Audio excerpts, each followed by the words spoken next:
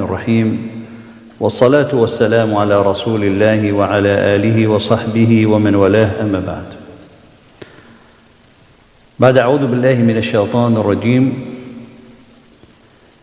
بسم الله الرحمن الرحيم إن للمتقين مفازا. The righteous indeed they will have salvation and attainment.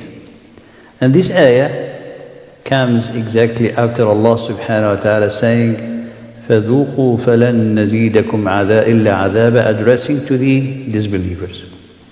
And we have mentioned this is the style of the book of Allah subhanahu wa ta'ala, to following a warning to those who are disbelievers, those who indulge into a way that deviate, conflict with the guidance of Allah subhanahu wa ta'ala.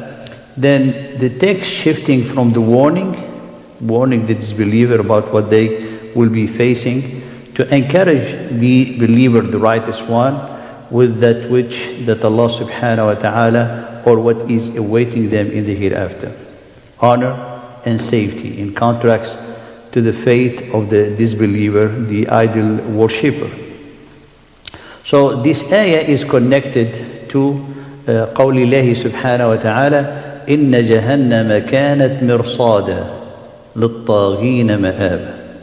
And then subhanAllah it rhymes together, because the rhyming in the Quran, it's not وحاشا لله, and for Allah subhanahu wa ta'ala the greatest of the example, is not a rhyme to go with the to have the same semantic, the same style, the same, let's say, sound.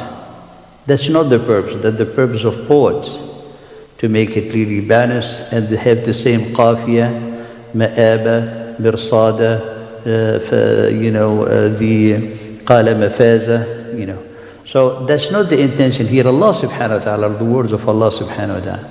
But such rhyme has an impact on the nafs, on the psychological aspect, on the psychological balance.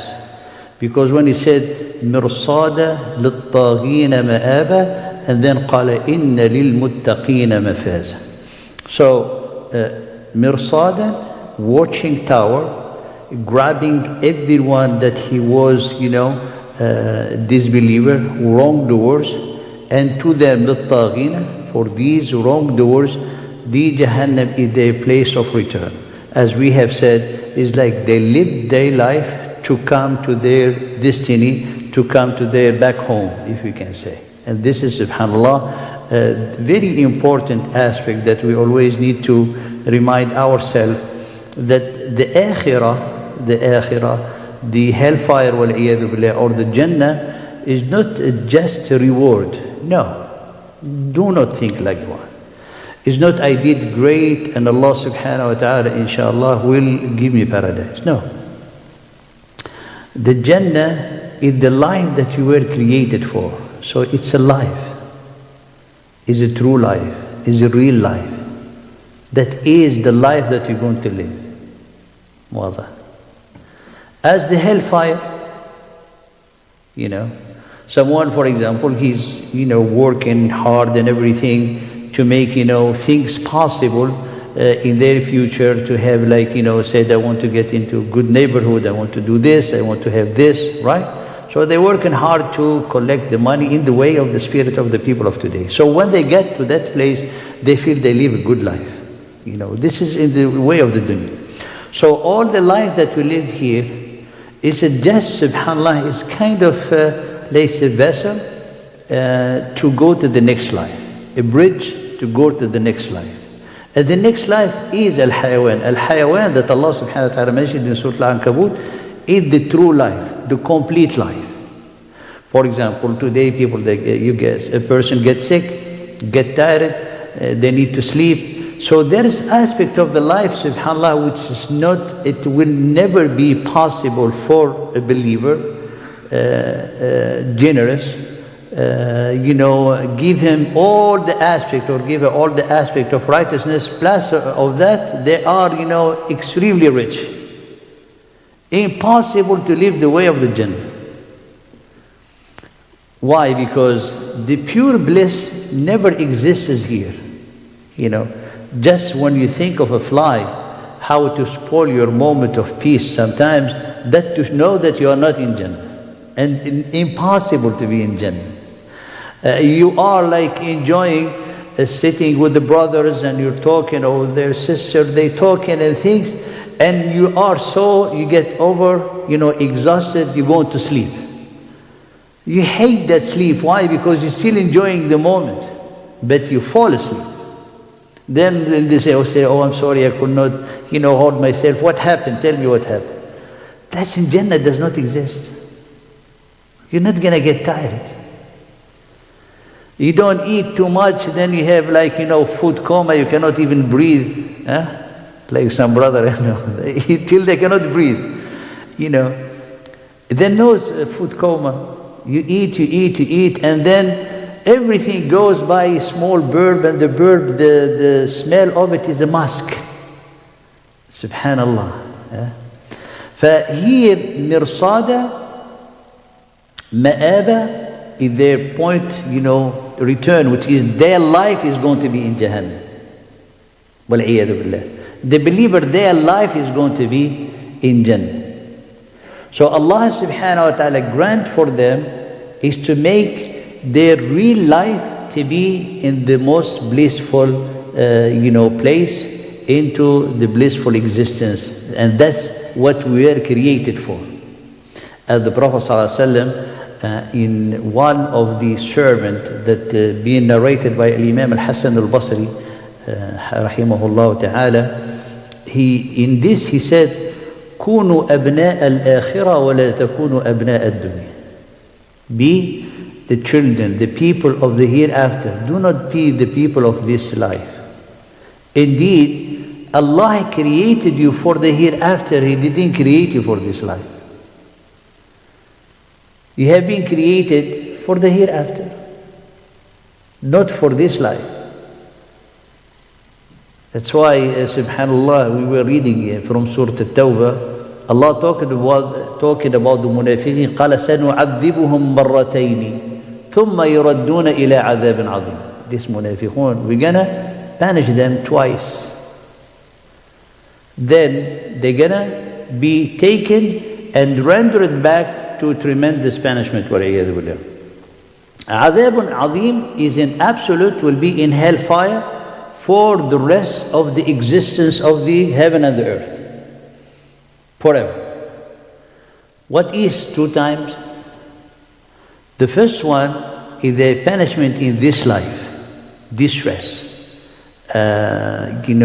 anxiety, depression, difficulties, معيشة ضنك. Then, where the second one is in the grave. So imagine the life of a person, where he's going to end, or what the true life is, the hereafter. Look in Surah Al-Fajr, the person, when the disbeliever, when he looked at hellfire be brought, will be brought near to everybody. قال وجيء يومئذ بجهنم يومئذ يتذكر إنسان وأن له ذكر يقول يا ليتني قدمت لحياتي. I wish I have prepared for my life. Which life? So the true life is the life of the hereafter. For here, when you read مرصادة طاغين مآبة, you feel like, subhanallah, your heart is tightened. But then Allah subhanahu wa ta'ala said, قالوا إن للمتقين مفازة. For the muttaqeen, there is totally different thing. Now, he said, قال مفازة, attainment. And here the attainment, in the way that Allah subhanahu wa ta'ala mentioned, to see like the attainment is something that is going to be granted to you by Allah subhanahu wa ta'ala, that you have deserved with your own action. It's not your action that will take you to paradise. Your action that make you candidate to the mercy of Allah, to be embraced in His mercy subhanahu wa ta'ala. But His generosity, He will tell you, is based on your action. So will be have people different levels, people in Ashabul Yameen, and then we have Al-Muqarrabun, and so on, as Allah subhanahu wa ta'ala explained in the Quran. Now, Inna lil-muttaqina started with the al-muttaqin. He said, for the believer, mafaza. To emphasize on who going to get al-mafaza, who they're going to have this attainment. So who are, so the question will be, who are al-muttaqun? Who are the muttaqun? And this is the style of the Quran. After you reading the punishment of the taghina, and then they only will have in the hereafter more and more punishment, wal'iyadu billah. Then he said, Inna lil-muttaqina mafaza. That words of mafaza give you a boost of hope that you're going to say, who are the muttaqun? I want to be among them. So here, al-maqsudu bil-muttaqin, al-mu'minun alladhina amanu bin-nabi Muhammadin sallallahu alayhi wa sallam. We need to be specific here. From the message of the Prophet sallallahu alayhi wa sallam, no one is a believer except if they believe in Allah and His Messenger Muhammad sallallahu alayhi wa sallam. Because the ummah of Muhammad is the ummah who have witnessed the prophethood of the Prophet sallallahu alaihi wasallam. Anyone lived after the Prophet, the advent of the Islam and the advent of the Prophet sallallahu alaihi wasallam, he going to be held accountable on the Prophet of the prophethood and the revelation that has been revealed to the Prophet sallallahu alaihi wasallam. وَاتَّبَعُوا مَا أَمَرَهُمْ بِهِ وَاجْتَنَبُوا مَا نَهَاهُ عَنْهُ. And they followed whatever the Prophet ﷺ has ordained them, and they keep away themselves, they keep away from whatever Allah subhanahu wa ta'ala and His Prophet has prohibited them. And this is to see in the contrast, al-taghina, and then we have al-muttaqin. Al-mafaz, makanul fawzi. Al-mafaz, what the meaning of al-mafaz is the place of success, the place of felicity, the place of attainment, the place of triumph. So when you think triumph, victory, success, prosperity, attainment, all of that in the word of mafaza. Therefore the mafaza is more that you can imagine, is more of what that you can imagine, because the emotions have, subhanallah, impact on oneself, on one's soul, more than we can imagine. For example, someone will ask you, can you describe a state of happiness? Describe a state of joy. Describe a state of like something painful. Can you, for example, recall a pain that someone had, for example, had an accident? Can he relive that pain? Cannot. The joy, subhanallah, the same. You cannot relive a joy or an overexcitement. Someone, he's waiting for a result for an exam. He wishing to have a B, and he will have, like, when it's given like his A+. If something very important for this person, you see, like, very excited. Type. Can you imagine the glad tidings of a believer when their soul is taken away when at the moment of death? Can you imagine? When he knows that he's accepted in the mercy of Allah, if you combine all the joy and the happiness that he had in all his entire life, and you multiply them with millions, will not match the happiness when he hears the glad tidings from the angels that he accepted in the mercy of Allah. So when we talk about the Jannah, it's not about, what you're going to touch, what you're going to see, the tangible. It's that happiness that subhanAllah, there is no way for us to understand it.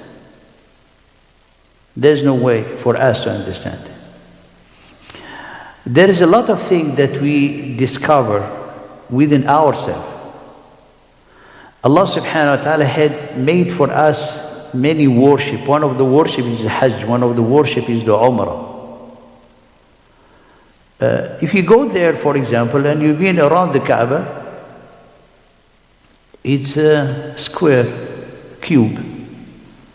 Why you are attached to it? Why you feel like your heart is want to go back there? Why people, they have tears? Why?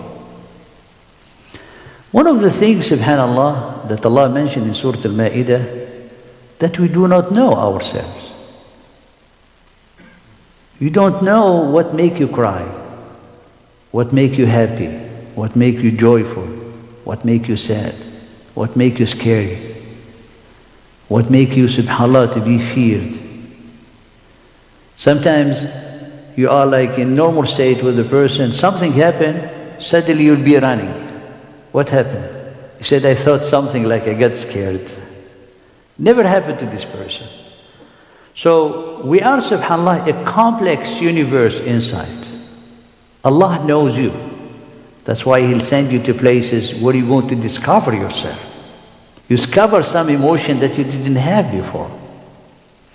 Therefore, this aspect of mafaza is broader, wider, more vast that we can, subhanAllah, imagine. So mafaza, if you just focus on the emotion part, on that happiness you will have, then you will understand that the happiness of the people of the dunya, nothing have to do with the happiness of the people of the akhirah. It cannot, is unmatched. It has been narrated that Harun al-Rashid was, going in his, his cart, and he has like escort. And he was a sultan, I mean, the way they were, And one of the people of the book, he was very poor. He stopped him to ask a question, and look the humbleness of the Khalifa. He told him, there is a hadith, from your Prophet sallallahu alaihi wasallam saying that al-jannatu ad-dunya sijnu al-mu'mini wa jannatu al-kafir. Ad-dunya, this worldly life, is the prison of the prison of the believer, and the garden or the paradise for the disbeliever. He said, how can you explain this? I'm not a believer, and I'm so poor, I cannot even manage to have my next meal. And you are the Khalifa of the Muslimin. How can be this dunya is your prison, and this dunya is my paradise? And Harun al-Rashid is a scholar, he is a alim. He told them, Sadaqa Rasulullah.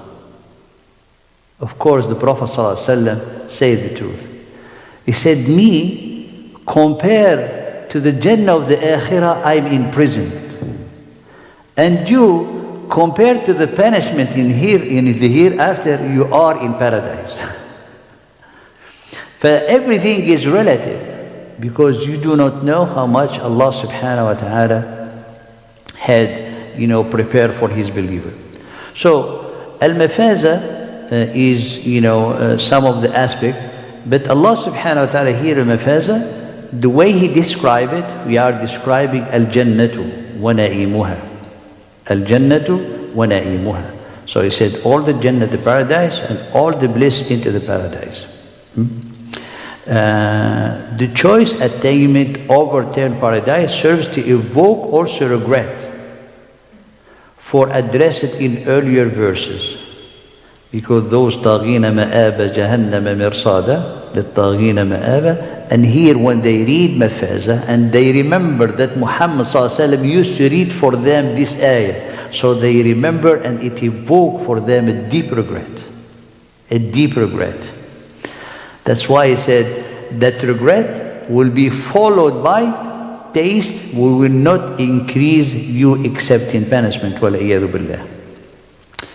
قال إن للمتقين مفازة حدائق وأعناب. What are the حدائق? حدائق are gardens. Here they said clusters of trees like palms enclosed, it's either by trees or vines. This is the حدائق. So حدائق like jinan. And al-jannatu is in itself comes from the root of jim and noon. And every word or verb that has jannah is something that is covered, hidden, not seen. For example, al-janinu. Al-janinu is the child in the womb of the mother. So janin because it's not seen. Al-jinnu are creation of Allah subhanahu wa ta'ala that we do not see. Al-jannatu is because it's all covered with the trees and plants that you cannot see the heart of it. You cannot see it. That was called Jannah. So the Jannah is from the beauty and from all the trees that it has. قال وأعناب. Al-a'nab are, the vines refer to grapes trees and their fruit. Then قال وكواعب أتراب. SubhanAllah, here al-kawaib atrab, Allah subhanahu wa ta'ala mentioned here the hur al-ain. So kawaib, young woman, and Allah described them is like the perfect body, to not get into details. Perfect body symbolizing youthful beauty. Youthful beauty. Wa atraba, indicating their equal age, equal youth. Enhancing their beauty and ensuring that none surpasses the other in age or beauty or allure.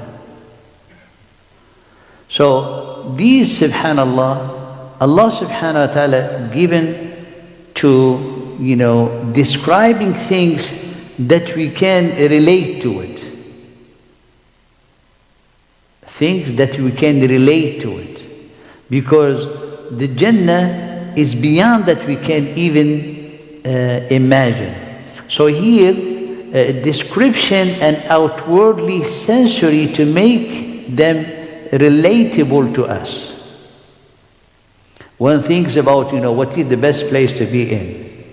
It's like a gardens. And if you see, subhanAllah, the type of the gardens, even that people, they can do, is beyond, subhanAllah, sometimes that someone can imagine.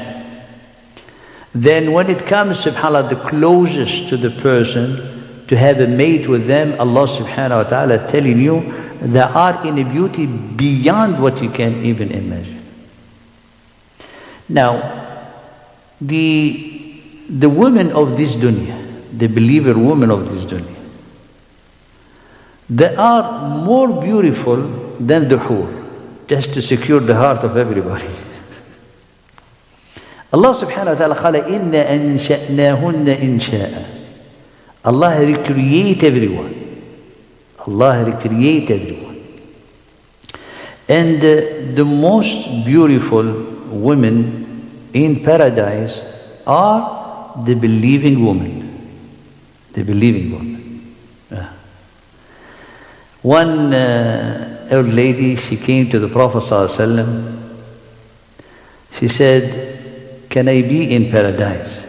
Will I be in paradise? The Prophet ﷺ قال لا يدخل الجنة عجوز. Old women cannot enter paradise. She left, crying. She said, bring her back, bring her back. So he said, it's not about you. He said, because you're going to be young again. You're going to be recreated. You're going to be more beautiful than you can imagine. And everybody will be subhanAllah, in the height, how tall, of Adam alayhi salam, the way when he was in paradise, 33 feet.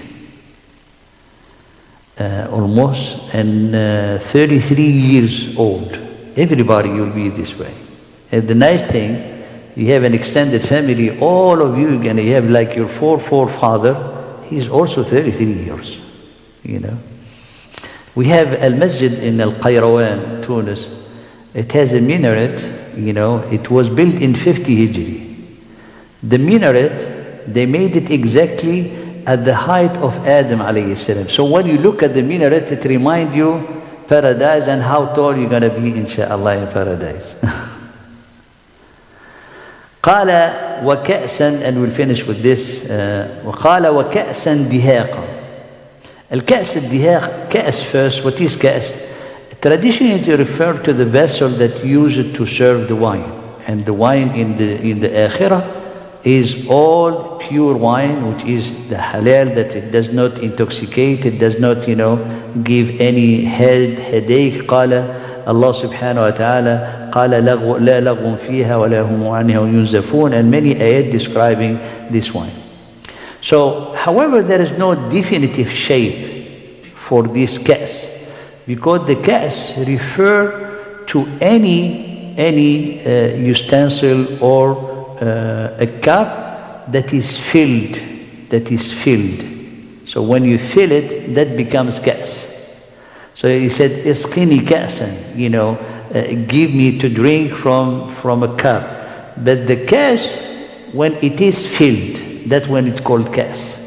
So that's why it does not have a specific form. It's a mug or a goblet here or a cup. There is no specific form, but we know that is,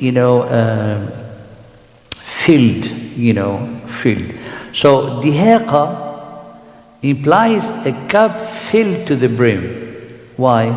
Because the Arab before, they have, when they do the haram thing, it's very difficult for them to bring that type of drink. So when they serve a person, he said, fill the cup, So Allah subhanahu wa ta'ala, for the people of the Jannah, there is no stinginess in the Jannah. There is no oh no, this is enough for you. This is just your share. No. قَالَ كَأْسًا, filled, دِهَاقًا, to the end. دِهَاقًا. And the other ayah, قال ويطاف عليهم بماء قال قوارير قدروها تقديرا. You know what is قدروها تقديرا?